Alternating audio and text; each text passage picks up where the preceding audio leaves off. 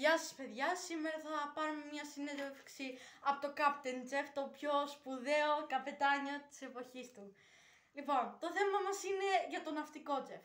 Σε πόσες χώρες πήγες? Σε όλο τον πλανήτη εν 5 υπήρων και θαλασσών. Ποιο είναι το αγαπημένο σου κράτος? Χαβάη, Περλ Χάρμπορ, Waikiki, Honolulu και Μπαχάμας.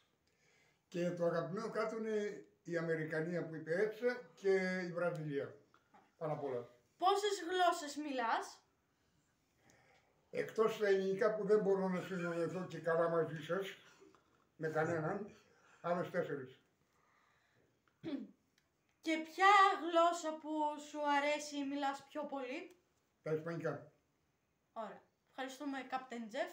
Θα Να το είστε πούμε καλά. την άλλη Κυρίες φορά. και κύριοι, καλή χρονιά να έχετε. Βοήθειά μας.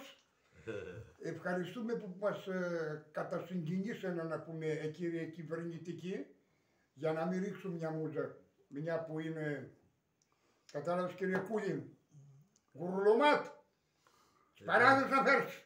Τέλος παιδιά! Να